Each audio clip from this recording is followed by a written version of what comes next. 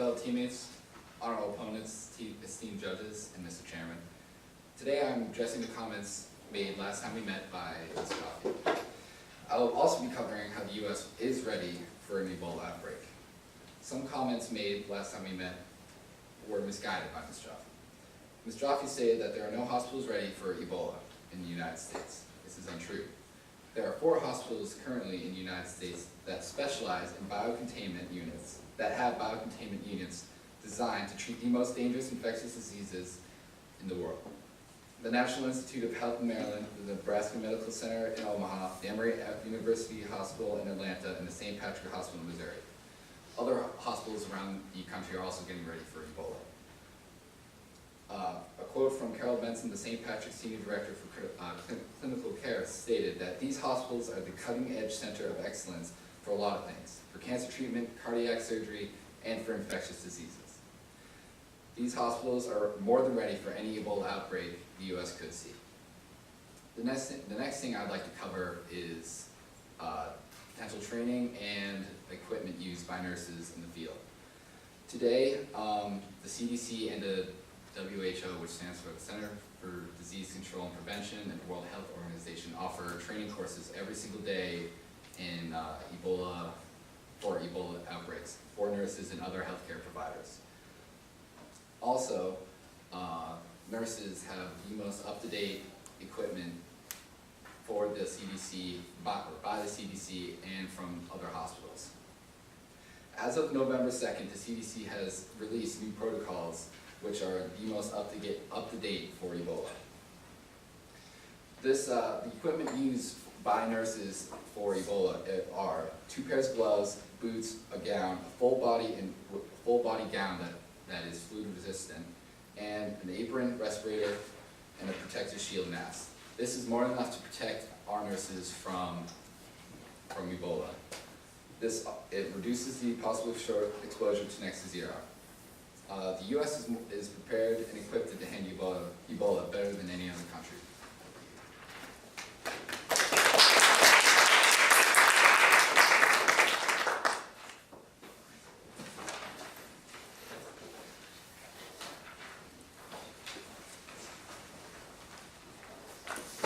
Thank you, Honorable Speaker. Perfect Speaker. Thank you.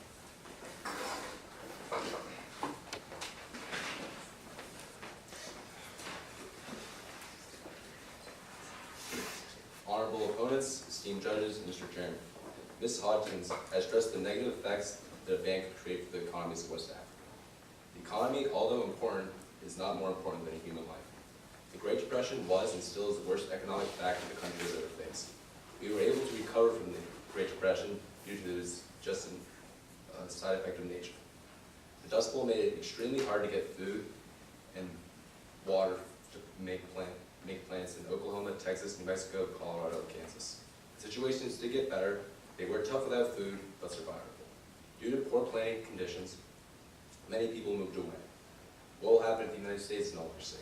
If people move away, we will not be able to assure that we can make it safe. If the United States is unable to create a cure, then we will be doomed like West Africa. If everywhere we go, the disease can be contractable, then nowhere is safe, thus resulting in an unreliable economy. Ebola is unlike the Dust Bowl. We can get away from that by relocating. But we will be costing our country more money rather than lives if we do not trade with these countries. This is preferable to the loss of life. Our losses will be just as substantial as any of the countries we choose not to trade with. We will be affected by many countries, while other countries will be affected by only one, us. We can afford to lose money because we have the largest economy and we will be able to sustain economic loss. With or without a ban, we will lose money. If we choose to trade with these countries, we risk infection, which could result in unstable economic situations here in the United States. If we do not support a ban, we will lose trade with them altogether. If the disease goes nationwide, we will have no chance to help others with the treatment, because this will be too busy to try and control our own outbreak. We have the most advanced technology capable of dealing with situations like this. This is due to our economy being stable. A stable economy relies on being disease-free. The Black Death is an example of the economy becoming stagnant due to disease. If Ebola mutates, it could do the same to the United States, which would devastate the economy. Thank you, honorable opponents, esteemed judges, Mr. Chairman, for the opportunity to speak today.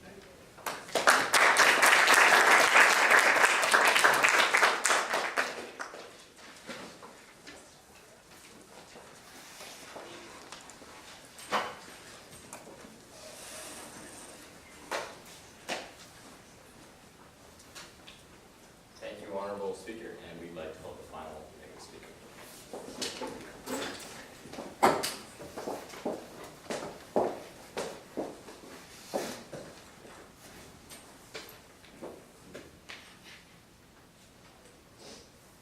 Honorable judges, Mr. Chairman, and the honorable opponents, I'm here today to rebut the argument of the honorable delegate Zong made by last week.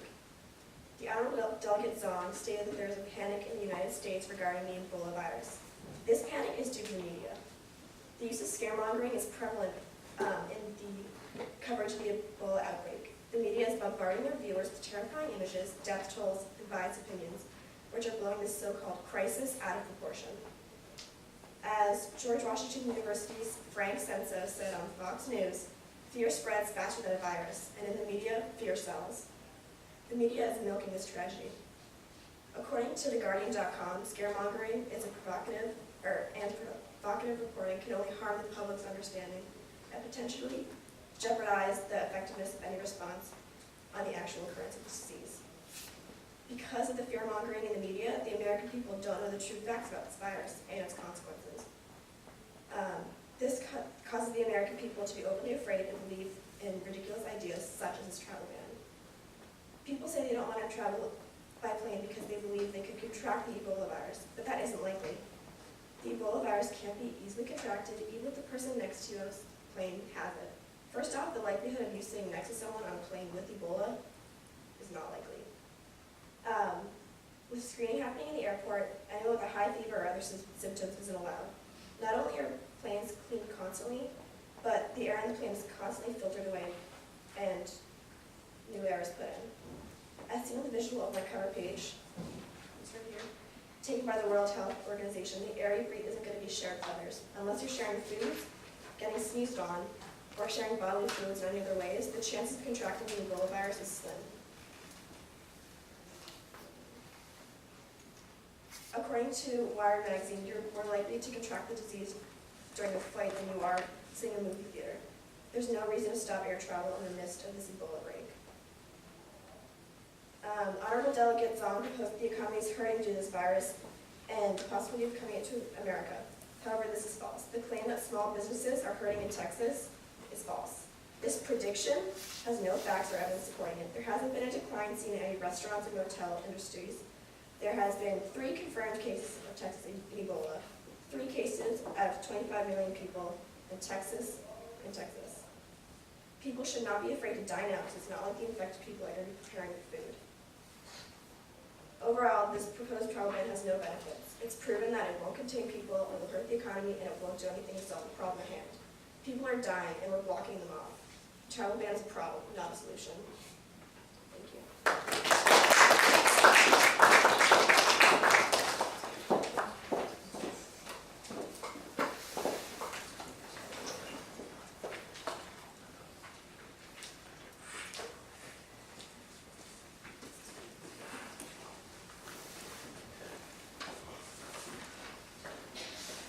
Thank you, honorable speaker. We'd like to call the final.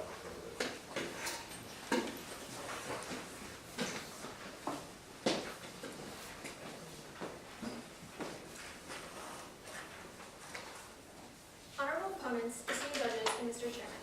My opponent, Ms. Newsham, previously mentioned that it is the moral obligation of the United States to help the people of West Africa, and she suggested that a travel ban would not allow us to do that. However, this is incorrect.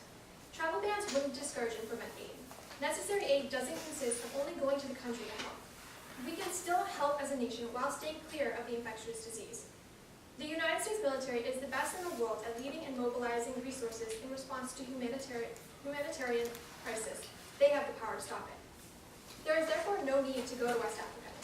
The U.S. may have the proper equipment to help, but the country has already flown basic medical supplies into Liberia, hundreds of thousands of rubber gloves, hundreds of infrared thermometers, 5,000 body bags, and protective suits to treat patients. So a travel ban would not prevent aid from getting into the country, but it would keep the citizens of the United States away from the disease. Isolation also then becomes the solution in stopping Ebola from spreading. So although today global connections are important, if the country isolates itself from a few fellow nations for the time needed to stop the spreading of Ebola, the disease has the possibility to be contained. According to National Geographic, 4,400 people have already died from the disease, all from Guinea, Sierra Leone, and Liberia, only 3 countries in Africa. We simply cannot allow this spreading to happen in our beloved country. The most important of all categories is the self-interest of the United States. A travel ban is the necessary action to keep the citizens of this country safe from Ebola. My opponent, Ms. Newsham, pointed out that there are no flights directly from West Africa to the United States. But there are, in fact, a few flights from West Africa to the U.S. But for a ban to truly be effective, it would need to be much more than banning the handful of direct flights from West Africa to the U.S. But the next Ebola patient might be on a flight from London, not from Liberia. It is the duty of the government to protect the people of this country, and according to the Wall Street Journal, the World Health Organization said this week that there could be as many as 10,000 new cases in Guinea, Sierra Leone, and Liberia by the end of 2014. My final conclusions are that this country has the moral obligation to enforce travel bans and visa restrictions on people who are trying to enter this country that are potentially infected with Ebola. It is in the self-interest of the United States to isolate ourselves from foreign nations that have the potential to carry the infectious disease of Ebola into our beloved country.